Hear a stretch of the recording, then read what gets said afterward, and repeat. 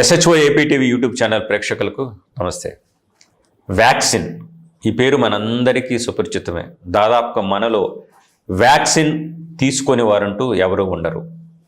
ఇటీవల దేశవ్యాప్తంగా, రాష్ట్ర వ్యాప్తంగా, జిల్లాల వ్యాప్తంగా హెచ్పివి వ్యాక్సిన్ ఈ డ్రైవ్ నడుస్తున్న నేపథ్యంలో అసలుకి ఈ వ్యాక్సిన్ హెచ్పివి వ్యాక్సిన్ అంటే ఏంటి, హెచ్పివి అంటే ఏంటి, అసలు ఈ వ్యాక్సినేషన్ వల్ల ఈ లక్ష్యాలు ఏమిటి, దీనివల్ల చేకూరే ప్రయోజనాలు ఏంటి, ఇలాంటి అంశాలను మనతో చర్చించేందుకున్నారు గుంటూరు జిల్లా ఇమ్యునైజేషన్ అధికారి డాక్టర్ ఏ శ్రావణ బాబు. ముందుగా వారిని స్వాగతిద్దాం.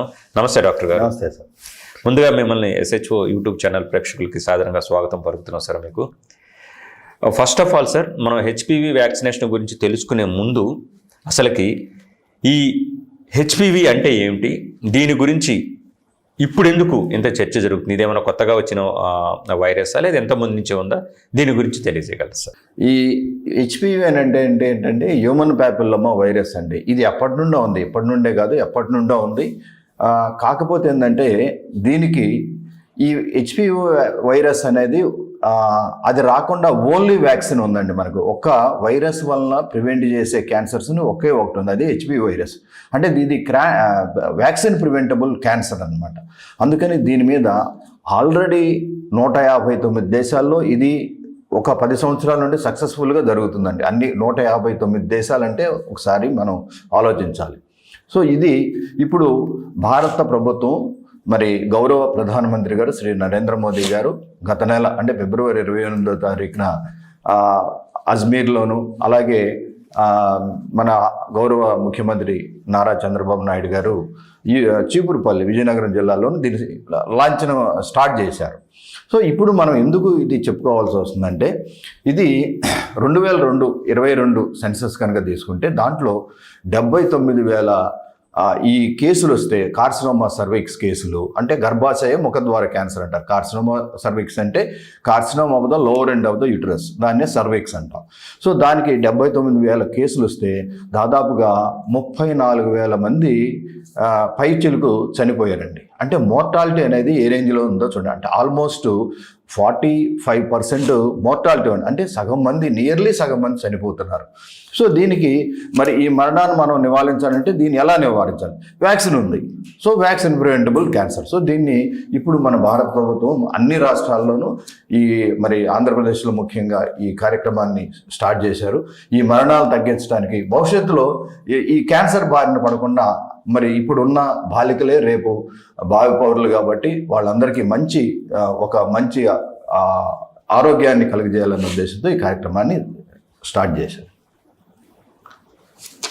సో 79,000 ఏదైతే కనుక గర్భాశయ ముఖ ద్వారా క్యాన్సర్ తీసుకుంటే అందులో 34,000 పై చిలుకు మరణాలు అనేది కలవరపెట్టే అంశం సార్. ఆ దిశగా మీరు ఈ డ్రైవ్ చేపట్టాలని చెప్తున్నారు సార్.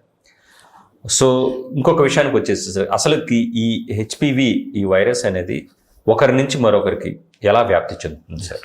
సార్ ఇది ముఖ్యంగా direct contact sir. Direct contact అంటే ఎవరైనా ఇన్ఫెక్టెడ్ పర్సన్ నుండి మనకి ఏదైనా రావచ్చు. అంటే ముఖ్యంగా ఇది సెక్సువల్లీ ట్రాన్స్మిటెడ్ డిసీజ్ అండి. అంటే మహిళలకు ఉంటే పురుషులకు కూడా రావచ్చు. సో ఈ విధంగా ఉంటుంది కాబట్టి ఇది మోస్ట్ కామన్ ఏంటంటే సెక్సువల్లీ ట్రాన్స్మిటెడ్ డిసీజ్ అండి. ఇది అలా ఒకళ్ళ నుండి ఒకళ్ళకి వ్యాప్తి చెందుతుంది. ఇప్పుడు మీరు చెప్పారు సార్, ఈ వైరస్ వల్ల మనకి గర్భాశయ ముఖ ద్వారా క్యాన్సర్ ఒకటి ప్రెవలెంట్గా ఎక్కువగా వస్తుందని చెప్పి. ఇది కాకుండా దీని వలన వచ్చేటువంటి ఇతరత్ర వ్యాధులు కావచ్చు, లేదా ఇతరత్ర క్యాన్సర్లు కావచ్చు, ఇంకా ఏమైనా ఉన్నాయా సార్? ఉన్నాయి సార్. ఇప్పుడు ఇది పురుషుల్లోనూ స్త్రీల్లోనూ వస్తుంది సార్. ముఖ్యంగా మహిళల్లో ఏంటంటే జెనైటల్ వార్డ్స్ ఉంటాయి సార్, యానల్ వార్డ్స్ ఉంటాయి. అలాగే కార్సినోమా సర్విక్స్, అలాగే ఓరల్ క్యాన్సర్స్, పెనైల్ క్యాన్సర్స్. మగవాళ్ళనైతే పెనైల్ క్యాన్సర్స్, జెనైటల్ వార్డ్స్ అని, యానల్ వార్డ్స్ అని, ఓరోఫెరెంజియల్ కార్సినోమాస్, ఓరల్ క్యాన్సర్స్, ఇవన్నీ వస్తాయండి దానికి. ఇప్పుడు మీరు పురుషుల్లో కనుక, ఇప్పుడు ఫర్ ఎగ్జాంపుల్ లేడీస్లో చూస్తే గర్భాశయానికి సంబంధించి లేదా ఓవేరియన్ క్యాన్సర్ ఇలా ఉన్నాయి కాబట్టి పురుషుల్లోనేమో పెనైల్ క్యాన్సర్ లాంటివి అంటారు సార్.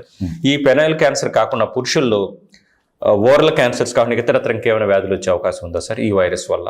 ఇంకా వాట్స్ ఒకటి చెప్పుకున్నామండి. వాట్స్ అనేది అంటే చిన్న లంప్స్ లాగా వస్తుంటాయి. అంటే జెనైటల్ మీద, యానల్ రీజియన్లో, అంటే ఎక్కువగా హోమోసెక్షువల్ ఇలాంటి వాళ్ళల్లో ఇవి కూడా ఎవరైనా కంటామినేటెడ్ వాళ్ళు ఉంటే వాళ్ళ నుండి కూడా ట్రాన్స్మిట్ అవడానికి అవకాశం ఉంది. ఇప్పుడు ఎలాంటి లక్షణాలు ఉంటే కనుక ఈ హెచ్పివి వైరస్ మన దేహంలోకి ప్రవేశించిందని గుర్తించవచ్చు సార్? ముందుగా తెలుసుకునే విధానం ఏంటి సార్? ఇప్పుడు HPV vaccine sexually transmitted disease అండి. ఇది ఏసిమ్టమాటిక్, అసలు దీనికి ఎలాంటి లక్షణాలు ఉండవండి, బయటపడవు. ఎందుకంటే ఇది వైరల్ డిసీజ్ కాబట్టి దీంట్లో అంటే మనం ఏదన్నా మలేరియా ఉందనుకోండి, ఫీవరు, అది ఫీవర్ ఏ రకంగా ఉన్నదో అట్లా నిర్ధారణ చేయొచ్చు. అలాగే దీనికి అలా లేదండి, ఏసిమ్టమాటిక్గా ఉంటాయి. అంటే ఆ ఇన్ఫెక్షన్ మనకు వచ్చింది కూడా తెలియదు. ఎప్పుడు మనకు ఈ జెనైటల్ వార్డ్స్ వచ్చినప్పుడు, తర్వాత ఇలాంటి ఏదన్నా ప్రాబ్లంలు వచ్చినప్పుడు, నోట్లో ఏదన్నా చిన్న చిన్న గొల్లలు వచ్చినప్పుడు, ఇలాంటివి వచ్చినప్పుడు మాత్రమే దాన్ని తెలుసుకుని క్లినికల్గా మనం డయాగ్నోస్ చేసి దానికి సంబంధించిన టెస్టులు చేసుకుని అది కన్ఫర్మ్ అయిన తర్వాత మాత్రమే నిర్ధారించవచ్చు. కానీ దాంట్లో ఈ అంటే మొట్టమొదటిగా ఇచ్చే సిమ్టమ్స్ అనేది ఎలాంటివి ఉండవండి. ఇప్పుడు మీరు చెప్పారు సార్ అసిమ్టమాటిక్, ఎలాంటి లక్షణాలు ఉండవన్నారు. దానికి సంబంధించిన పరీక్షల ద్వారానే మనం తెలుసుకోవచ్చు అంటున్నారు సార్. ఇప్పుడు ప్రస్తుతం అందుబాటులో ఉన్న పరీక్షలు ఏంటి సార్? ఇవి అందరికి ఫ్రీగా అందుబాటులో ఉన్నాయా? ఇది లేదా ఖర్చుతో కూడుకున్న పని, సులభంగానే మనం పరీక్షలు చేయించుకోవచ్చా సార్? సార్ ఇది ఏంటంటే ముందు అంటే మన ప్రజల్లో ఏంటంటే మనకి ఏదన్నా ఫీవర్ కానీ నొప్పి కానీ ఇలాంటిది ఏదైనా ఉంటే వెంటనే డాక్టర్ దగ్గరికి వెళ్తారండి. ఏదైనా మనకు ఎవరైనా ఈ అసాంఘిక లైంగిక సురక్షితంగా లైంగిక కార్యక్రమాల్లో పాల్గొన్నప్పుడు మనకు తెలియదు, వాడికి ఫీవర్ రాదు, ఎలాంటి రాదు కాబట్టి వాళ్ళకి తెలియదు, డాక్టర్ దగ్గరికి వెళ్ళరు. ఎప్పుడు వస్తుంది ఈ వార్డ్స్ కానీ ఇలాంటి ఏదైనా వచ్చినప్పుడు కానీ అప్పుడు మాత్రం వెళ్తారు. ఈలోగా ఏంటంటే డిసీజ్ అనేది ఆల్రెడీ స్ప్రెడ్ అవుతుంది. సో అందుకని ముందు దీనికి టెస్టులు అయితే ఉన్నాయి. ముందు క్లినికల్ ఎగ్జామినేషన్ ద్వారా, తర్వాత కాల్పోస్కోపీ, ఎస్టిక్ యాసిడ్, తర్వాత డిఎన్ఏ టెస్టింగ్ ఉన్నాయండి, అంటే పీసీఆర్ టెస్టులు అని, బయాప్సీ అని, ఇలా రకరకాలుగా ఉన్నాయండి. ఈ టెస్టుల ద్వారా దాన్ని మనం కన్ఫర్మ్ చేసుకోవచ్చు. ఓకే, ఇప్పుడు మీరు వ్యాక్సినేషన్ ఆఫ్ కోర్స్ నివారణ ప్రథమ మార్గం అందరికీ తెలిసిందా సార్? ఇన్ కేసు వచ్చిన వాళ్ళకి సార్ ఎలాంటి చికిత్సలు అందుబాటులో ఉన్నాయి సార్? సార్ ఇది క్యాన్సర్కి ప్రత్యేకంగా ట్రీట్మెంట్ అంటూ ఏమి లేదు సార్. దీనికి ప్రివెన్షన్ అంతే సార్. ప్రివెన్షన్ అంటే ఇది అంటే సెక్షువల్ ప్రాక్టీసెస్ అంటే విత్ ప్రొటెక్టివ్ సెక్షువల్ ప్రాక్టీసెస్ అనేది చేయాలంటే కాండోమ్స్ ఇలాంటివి వాడడం కానీ ఇలాంటివి చేయాలి. సో ట్రీట్మెంట్ అనేది ఏం లేవు, ప్రివెన్షన్ ఒకటే మార్గం అండి. దీనికి ఒక వ్యాక్సిన్, అందుకనే ఇప్పుడు వ్యాక్సిన్ గురించి మనం మాట్లాడుకుంటున్నాం. సో ట్రీట్మెంట్, యాక్టివ్ ట్రీట్మెంట్ అనేది ఏం లేదండి. వచ్చిన తర్వాత మాత్రం రాకముందు ఈ మనం ఏవైతే ప్రొటెక్టివ్ మెథడ్స్ ఉన్నాయో వాటిని వాడుకోవాలి. రాకముందు ఇంకొకటి ఏంటంటే వ్యాక్సిన్ తీసుకోవడమే ఒకటే నివారణ అండి. వ్యాక్సిన్ ఒక్కటే నివారణ అని మీరు చెప్తున్నారు సార్, చాలా గట్టిగా చెప్తున్నారు అది కూడా. ఇప్పుడు సరే వ్యాక్సినేషన్ విషయానికి వస్తే సార్, ఇప్పుడు మనం దేశవ్యాప్తంగా చేస్తున్నటువంటి డ్రైవ్ 14 సంవత్సరాల బాలికలకు చేస్తున్నాం సార్ సింగిల్ డోస్. నేను పేపర్లో కూడా చూడటం జరిగింది సార్. గుంటూరు కనుక తీసుకుంటే కనుక దాదాపుగా మీరు 83 కేంద్రాల్లో 90 రోజుల పాటు ఈ డ్రైవ్ చేయాలని నిర్ణయించుకున్నారు. గుంటూరు జిల్లాలోనే నాకు తెలిసి ఇప్పుడు మీరు దాదాపు 14,000 పైచీలకు బాలికలు ఈ వ్యాక్సిన్ ఇవ్వాలని చెప్పి మీరు భావిస్తున్నట్టు పేపర్లో కూడా వచ్చింది సార్. అసలుకి ఈ వ్యాక్సినేషన్, హెచ్పివి వ్యాక్సినేషన్ అనేది ఏ వయసు వారికి ఇవ్వాలి సార్? అదేవిధంగా ఎప్పుడెప్పుడు ఇవ్వాలి, ఎన్ని డోసులు ఇవ్వాలి సార్? సార్ ఇది మనకేంటంటే గవర్నమెంట్ ఆఫ్ ఇండియా గైడ్లైన్స్ ప్రకారం మనకి ఎవరికైతే 14th బర్త్డే సెలబ్రేట్ చేసుకుంటారో వాళ్ళకి మాత్రమే ఇవ్వాలండి. సో ఇంకొకటి ఏంటంటే బయట వ్యాక్సినేషన్ ఇది మన ఇండియాలో కూడా ఎప్పటి నుండో జరుగుతుంది వ్యాక్సినేషన్. గవర్నమెంట్లో అయితే రొటీన్ ఇమ్యునైజేషన్లో ఇంకా చేయలేదు కాబట్టి ఇప్పుడు ఇది ఎప్పటి నుండో జరుగుతుంది. బయట గైనకాలజిస్ట్ వీళ్ళందరూ వేస్తున్నారు. దీంట్లో ఏంటంటే సింగిల్ డోస్ స్ట్రాటజీ అని, 2 డోసెస్ స్ట్రాటజీ, 3 డోసెస్ అని ఇట్లా రకరకాలుగా ఉన్నాయి. ముఖ్యంగా ప్రైమరీ టార్గెట్ ఒకటి ఉందండి, ఏజ్ గ్రూపు, అది 9 to 14 years, తర్వాత 15 to 20 years వరకు. సో ఈ ఏజ్ గ్రూపులో ఏంటంటే 9 to 14 years age group government primary target age గ్రూప్గా తీసుకుని దీంట్లో ఏంటంటే 14 years వాళ్ళకి ఇవ్వమన్నారు. ఎందుకంటే ఈ 14th year ఎవరైతే ఉంటారో వాళ్ళు ఈరోజు కొంత కంప్లీట్ అయ్యే వాళ్ళు ఉంటారు, అది అంటే నెక్స్ట్ వాళ్ళకి ఎలిజిబిలిటీ పోతుంది. అందుకని రేపటికి కొంతమందికి 15 years కంప్లీట్ అయిపోతాయి, 14 years కంప్లీట్ 15th మనం 15th వస్తే మాత్రం లేదు. కానీ మనం ఈ వ్యాక్సినేషన్ అనేది క్యాంపెయిన్ మోడ్లో చేస్తున్నాం. అంటే ఇనీషియల్గా ఒక 90 days 3 monthsలో చేస్తున్నాం. సో దీనికి ఏంటంటే ఈ 19 daysలో 15th బర్త్డే అయిపోయినా కానీ 90 days వరకు ఎలిజిబిలిటీ ఇచ్చారు. ఆ ఎలిజిబిలిటీ వరకు చేయొచ్చు, ఈ వ్యాక్సిన్ అనేది చేయొచ్చు. తర్వాత ఈ క్యాంపెయిన్ మోడ్ అంటే ఇనీషియల్గా మన ఆంధ్రప్రదేశ్లో ఈ 90 days అంటే క్యాంపెయిన్ మోడ్లో ప్రాథమిక ఆరోగ్యం కేంద్రంగా చేసుకుని వ్యాక్సినేషన్ అనేది చేస్తున్నాం. ఇది రొటీన్ ఇమ్యునైజేషన్లో లాగా మన ఏఎన్ఎంస్ వాళ్ళ ఫీల్డ్కి వెళ్ళి చేసేది కాదు. పిహెచ్సిలో మెడికల్ ఆఫీసర్ ఉండాలి, దానికి వ్యాక్సినేషన్ టీం ఉండాలా, డిఈఓస్ ఉండాలా, మరి వీళ్ళందరూ ఉండాలి. సో వీళ్ళందరూ ఇచ్చి దానికి ఒక క్లియర్ కట్ గైడ్లైన్స్ ఇచ్చి దాని ప్రకారం చేయమన్నారు. కాబట్టి ఇది డెఫినెట్గా ఇక్కడ మనం సింగిల్ డోసే చేస్తున్నాం. మనం ఈ ఏజ్ గ్రూప్లోనే 14th బర్త్డే ఎవరికైతే అది ఖచ్చితంగా మనం అమలు చేస్తున్నాం. ఓకే, ఇప్పుడు సార్ ఇంకొక ప్రధానమైన చర్చ ఇటీవల వ్యాక్సిన్స్ విషయానికి వచ్చేసరికి వ్యాక్సిన్స్ పట్ల జనాలు చాలా ఎప్పటి నుంచో అపోహలు ఉన్నాయి సార్. అపోహలు ఇన్ ద సెన్స్, ఇప్పుడు అలోపతి ఇచ్చే వ్యాక్సిన్స్ని ఇతరత్ర వైద్యులు నేను విభేదించిన సందర్భాలను చూసావు. హోమియో వైద్యులు కానీ ఆయుర్వేదిక్ వైద్యులు కానీ వ్యాక్సిన్స్ వల్ల దుష్ప్రభావాలు ఉంటాయి, దుష్ఫలితాలు ఉంటాయని, దుష్ప్రభావాలు ఉంటాయని. ఇదే రూమర్స్ మనం కోవిడ్ వ్యాక్సిన్ అప్పుడు కూడా చూసాం సార్. కోవిడ్ వ్యాక్సిన్ తీసుకున్న తర్వాత కార్డియోవాస్కులర్ రిస్క్ పెరిగిందంటూ ఒక గ్రూప్ ఆఫ్ పీపుల్ దీని గురించి చర్చించడం, తర్వాత కేంద్ర ప్రభుత్వం అలాంటిది ఏమీ లేదు, ఈ హార్ట్ డిసీజెస్కి లేదా హార్ట్ స్ట్రోక్స్కి దీనికి సంబంధం లేదని వివరణ ఇవ్వటం, ఇప్పటికి కూడా ఆ వివాదం, ఆ చర్చలు జరుగుతూనే ఉన్నాయి సార్. ఈ నేపథ్యంలో సార్ ఈ హెచ్పివి వ్యాక్సిన్ తీసుకుంటే కనుక ఏమన్నా సైడ్ ఎఫెక్ట్స్ ఉంటాయా? సరే, దీనికి ఏంటంటే మన గవర్నమెంట్ ఆఫ్ ఇండియా ఒక కొత్త వ్యాక్సిన్ కనుక ఇంట్రడ్యూస్ చేయాలంటే ఆ డిసీజ్ బర్డన్ ఎంత ఉందో కమ్యూనిటీలో చూస్తారండి. దాని తర్వాత ఇది ఎక్కడన్నా సక్సెస్ రేట్స్ ఒకటి చూస్తారు. ఇది ఆల్రెడీ ఈ హెచ్పివి వ్యాక్సినేషన్ ఇప్పుడు కాదు, దాదాపు 10 సంవత్సరాల నుండి 159 కంట్రీస్లో సక్సెస్ఫుల్గా చేస్తున్నారు. అక్కడ సక్సెస్ స్టోరీస్ తీసుకుని మనకు చేశారు. ఎందుకంటే ఒక్క పిల్లలు కూడా దీనివల్ల ఎలాంటి side effects, serious side effects రాకూడదన్న ఉద్దేశం చెప్తారు. కానీ ఇప్పుడు మన ఏపీలో చాలా మటుకు చేశారు. ఇప్పుడు అంటే ఒక 4-5 రోజుల నుండి చేస్తున్నారు. ఎక్కడ మనకు ఏఎఫ్ఐ అంటే అడ్వర్స్ ఈవెంట్స్ ఫాలోయింగ్ ఇమ్యునైజేషన్ అంటే సైడ్ ఎఫెక్ట్స్ అంటారు. మనం సింపుల్గా చెప్పుకోవాలంటే సైడ్ ఎఫెక్ట్ ఎక్కడా ఏమి లేవండి. అంటే మైనర్ ఏఎఫ్ఐలు ఉంటాయి. మైనర్ ఏఎఫ్ఐలు అంటే మనం ఉదాహరణకు మనకి దెబ్బ తగిలింది, ఒక టీటీ చేసుకుంటాం, దానివల్ల కొంచెం పెయిన్ అయినా ఉండదు, సాయంత్రానికి కొంచెం మెల్లిగా దాన్ని పట్టుకోలేము. అలాంటిదే దీనికి కూడా చిన్న పెయిన్ ఉండొచ్చు, కొంచెం టెంపరేచర్ రైజ్ అవ్వచ్చు, ఇలాంటివి ఏంటంటే అవి రిజాల్వ్ స్పాంటేనియస్లీ అటంతటికి అవే తగ్గిపోతాయి. దానికి ఏమి పెద్దగా వేసుకుంటే ఒక పారాసిటమాల్ వేసుకోవడం. కానీ ఈ సక్సెస్ స్టోరీస్ అన్నీ తీసుకుని మనం కొత్త వ్యాక్సిన్ పెట్టాలంటే చాలా టెక్నికల్ ఎన్టాగి అని ఉంటుంది, national technical advisory group of immunisation అనేది దీని మీదే పనిచేస్తూ ఉంటుంది. సో వీళ్ళందరూ సేఫ్టీ ప్రికాషన్స్ అంటే సేఫ్టీ ఆఫ్ ద వ్యాక్సిన్ చూస్తారు, ఎంత బెనిఫిట్ అవుతుందో చూస్తారు. సో ఇది చాలా వర్క్ అయితే ఉంటుందండి. మనం చెప్పినంత ఈజీ కాదు. దీని గురించి ఫైనాన్షియల్ కన్సర్న్స్ ఉంటాయి, హెచ్ఆర్ కన్సర్న్ ఉంటాయి, ఐఈసీ కన్సర్న్స్ ఉంటాయి. ఇవన్నీ ఆలోచించి గవర్నమెంట్ ఇది అంటే ఫర్ ఎవర్ ఎప్పుడు ఉంటుంది కాబట్టి మనం దీన్ని లాంగ్ టర్మ్ బెనిఫిట్స్ అనేది చూస్తారు. ఎలాంటి అపోహలు నమ్మకూడదండి. డెఫినెట్గా మనం 150 కంట్రీస్ 159 దేశాల్లో సక్సెస్ రేట్ చూసాం. సో దీనివల్ల లాభాలు ఉన్నాయి కాబట్టి మనం అపోహలు ఏం పెట్టుకోవద్దు. సైడ్ ఎఫెక్ట్స్ అనేది మైనర్ అండి, very minor. Degree, engineering, PG పూర్తి చేసి కూడా ఉద్యోగాలు లేకుండా నిరాశగా ఉన్నారా? బ్యాంకు ఉద్యోగాలైతే బాగుంటాయి, కానీ పోటీ పరీక్షల శిక్షణా సంస్థల్లో ఫీజు మీకు భారంగా అనిపిస్తుందా? అయితే ఆలస్యం ఎందుకు? మన వెనిగండ్ల ప్రక్కనే ఉన్న కౌండిన్యపురంలోని కౌండిన్య ఐఏఎస్ అకాడమీలో హైదరాబాద్ నుండి అత్యున్నతమైన ఫ్యాకల్టీతో ఆర్థిక భారం మోయలేని వారికి సేవాభావంతో లాభాపేక్ష లేకుండా కేవలం మంచి ఫ్యాకల్టీతో అతి తక్కువ ఫీజుతో నిర్వహించబడుతున్న మన ఐఏఎస్ అకాడమీలో చేరండి, చేర్పించండి, ఉద్యోగం సాధించండి.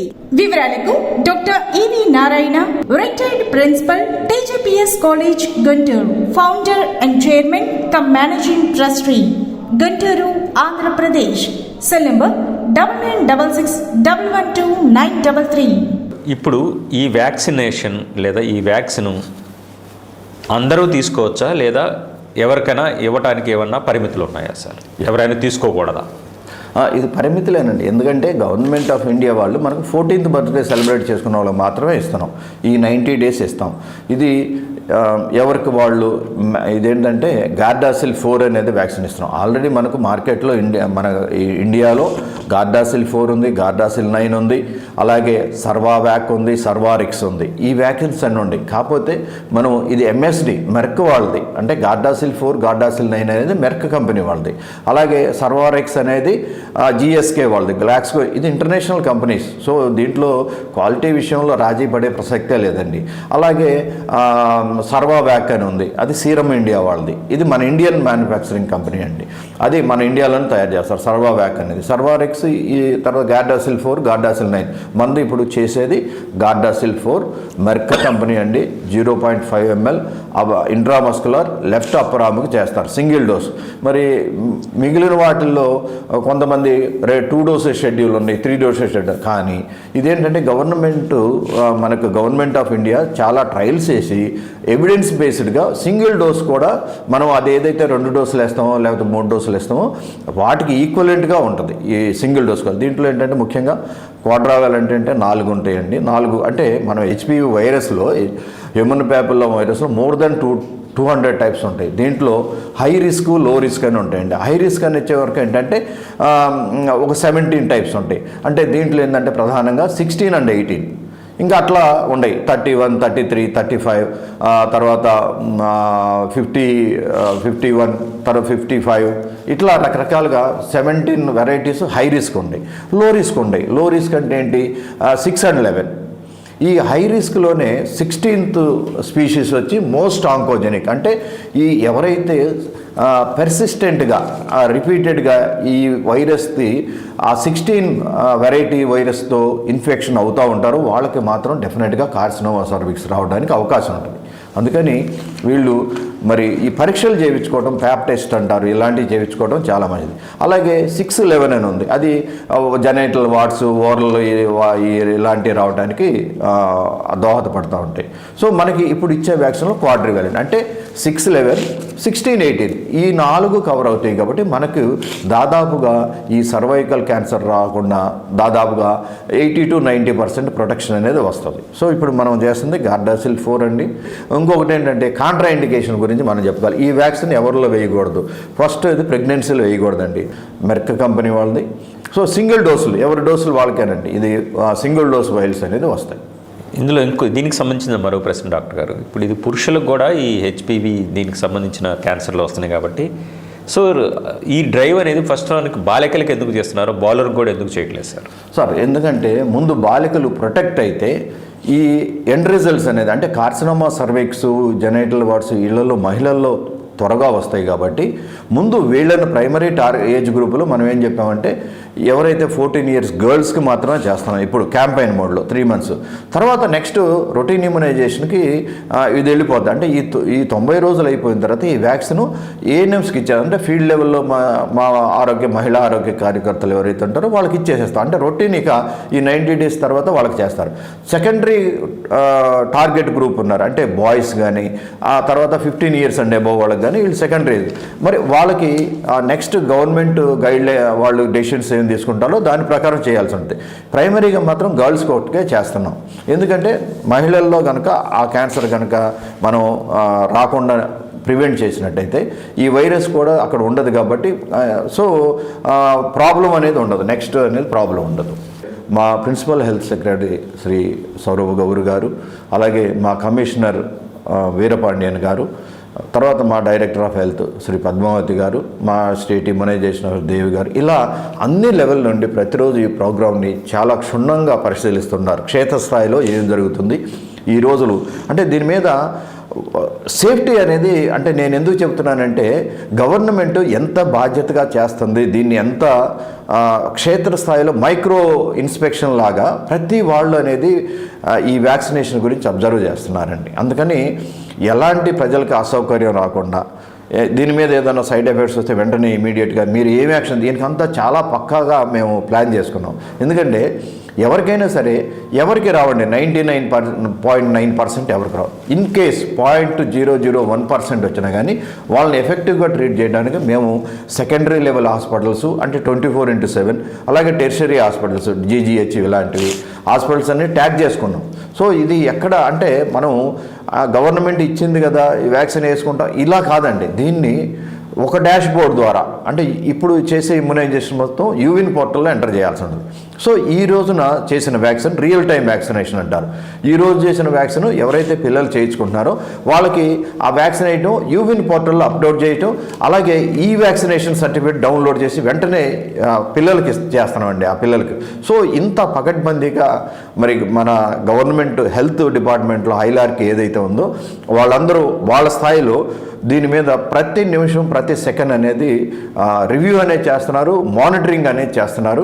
అందుకని ఈ ప్రోగ్రాము చాలా సక్సెస్ఫుల్గా జరుగుతుందండి. ప్రతి ఒక్కళ్ళు తల్లిదండ్రులు అపోహలు మానేసి దీని మీద ఎలాంటి అపోహలు లేవండి.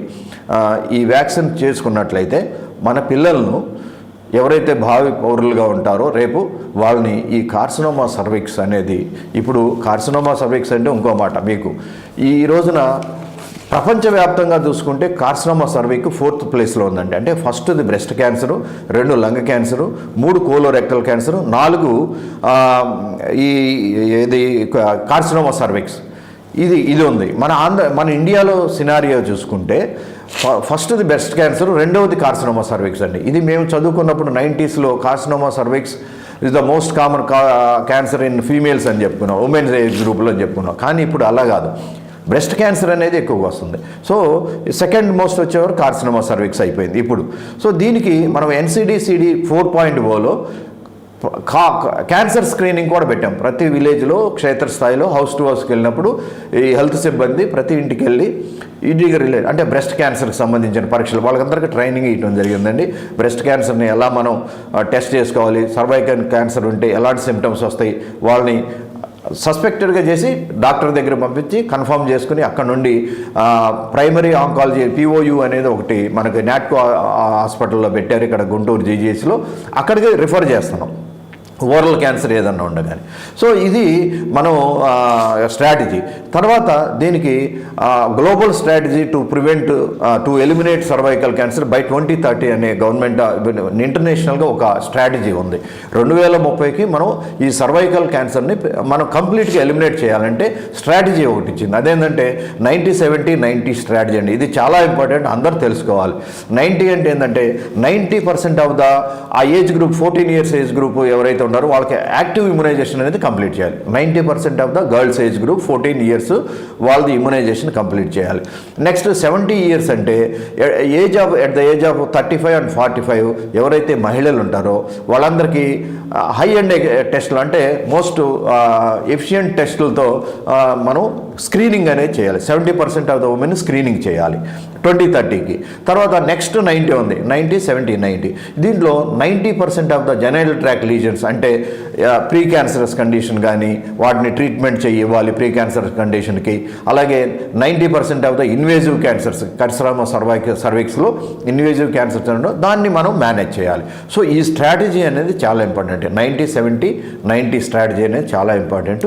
సో దీని దిశగా మనం ఇప్పుడు ప్రయత్నిస్తున్నాం. సో దీని రిజల్ట్స్ అనేది డెఫినెట్గా ఇది చాలా హెల్ప్ఫుల్ అవుతుంది. తల్లిదండ్రులు ఒకసారి మన బిడ్డల ఆరోగ్యం కోసం ఇది బయట మళ్ళా డబ్బులకి ఇది ఒక్కొక్క డోసు వచ్చే వరకు 4,000 అవుతుందండి అప్రాక్సిమేట్గా. సో ఇది ఎక్స్పెన్సివ్ వ్యాక్సిన్, అందుకని గవర్నమెంట్ ప్రతి డోస్కి అకౌంటబిలిటీ ఉంటుంది. ఇక్కడ ఏ రాష్ట్రం వాళ్ళు వచ్చినా ఇక్కడ వేయచ్చండి, ఎక్కడైనా తీసుకోవచ్చు. తర్వాత ఇంకొకటి విషయం ఏంటంటే ఏ మండలం వాళ్ళైనా ఏ జిల్లా వాళ్ళైనా విత్ పేరెంట్స్ కనుక వస్తే వాళ్ళ ఆధార్ దాంతో అబా ఐడిని క్రియేట్ చేసుకుని తర్వాత ఆబాతో లింక్ చేసుకుని పేరెంట్స్ రావాలి. ఇది ఏంటంటే కన్సెంట్ మస్ట్ అండి, దీని మ్యాండేటరీ. అంటే పేరెంట్స్ కన్సెంట్ అనేది మ్యాండేటరీ. మేము ఒక ప్రింటెడ్ ఫామ్ తెలుగులో ఉంది, అది తల్లిదండ్రులకు మేము చెప్పి వాళ్ళకి వివరించి ఇదిగో ఇది పలానా వ్యాక్సిన్ వేస్తున్నాం, పలానా జబ్బులు రాకుండా మీ పిల్లలు కానీ వాళ్ళ కన్సెంట్ తీసుకుని మేము విత్ పేరెంట్స్ సమక్షంలో పిల్లలకు ఈ వ్యాక్సినేషన్ జరుగుతున్నాం. తర్వాత పిల్లలు మాత్రం ఈ వ్యాక్సినేషన్ వేసేటప్పుడు తల్లిదండ్రులు ఎవరో ఒకరు వెంట పెట్టుకు రావాలి, కన్సెంట్ ఫామ్ ఉండాలి. అలాగే ఈ మొబైల్ ఆధార్ ఏ మొబైల్కి అయితే లింక్ అవుతుందో, ఎందుకంటే ఓటీపీ వస్తుంది. సో పేరెంట్ కన్సెంట్ తీసుకోసం ఓటీపీ వస్తుంది కాబట్టి ఆ ఓటీపీ తీసుకున్న తర్వాత మాత్రమే వాళ్ళకి ఎక్స్ప్లెయిన్ చేసి మనం ఈ వ్యాక్సిన్ వేయడం జరుగుతుంది. తర్వాత ఈ పిల్లలు వచ్చేటప్పుడు ఏంటంటే ఎంటీ స్టమక్తో రాకూడదు. అంటే ఏదన్నా బ్రేక్ఫాస్ట్ కానీ ఏదన్నా సమ్ మీల్స్ కానీ తినేసి రావాల్సి ఉంటుంది సెంటర్కి. ఫస్ట్ ఏంటంటే మనం ఈ ఏజ్ గ్రూప్ పిల్లలకి వేయాలి 14 years, మిగిలిన ఏజ్ గ్రూప్ పిల్లలకి వేయం, కాంట్రాఇండికేషన్ అది. రెండోది ప్రెగ్నెన్సీలో వేయం. మూడోది ఏదైనా వ్యాక్సిన్స్కి ఈ ఎనఫిలాక్సిస్ కనుక హిస్టరీ అనేది ఉండే అంటే మా పిల్లవాడికి ఏ వ్యాక్సిన్ వేసుకున్నా సరిపడుతుంది, రియాక్షన్స్ వస్తున్నాయి ఇలాంటి వాళ్ళకి తర్వాత వేయకూడదు. తర్వాత మోడరేట్ టు సివియర్ ఇల్నెస్ ఏదంటే అంటే మోడరేట్ టు సివియర్ అంటే ఆ పిల్లకి ఆ పాపకి కొంచెం హై గ్రేడ్ టెంపరేచర్ వస్తుంది, చాలా బాగా బలహీనతగా ఉంది, ఇలాంటి వాళ్ళు ఏంటంటే టెంపరీగా విత్డ్రాల్ చేస్తాం, అంటే టెంపరీగా వ్యాక్సిన్ అయ్యాం, తర్వాత వ్యాక్సిన్ వేసేస్తాం. అంటే ఒక వారం పోయిన తర్వాత ఆ అమ్మాయి కనుక ఏదైతే ఇల్నెస్ ఉంటుందో అది తగ్గిపోయిన వెంటనే వ్యాక్సిన్ అనేది వేస్తాం. సో ఇది ఈ కాంట్రాఇండికేషన్ తప్ప మిగిలిన కాంట్రాఇండికేషన్స్ ఏమి లేవండి. వ్యాక్సిన్కి అబ్సల్యూట్ కాంట్రాఇండికేషన్స్ అని లేవు. అది. ధన్యవాదాలు డాక్టర్ గారు. ముఖ్యంగా ఈ హెచ్పివి వైరస్ గురించి, హెచ్పివి వ్యాక్సినేషన్ గురించి, దాని సిగ్నిఫికెన్స్ గురించి ఓవరాల్గా ఎవరు తీసుకోవాలి, ఎప్పుడు తీసుకోవాలి, ఎలా తీసుకోవాలి, ఇలా దీనికి సంబంధించిన పలు వివరాలు చాలా క్లుప్తంగా అందరికీ అర్థమయ్యే రీతిలో వివరించినందుకని మీకు కృతజ్ఞతలు సార్. ధన్యవాదాలు సార్.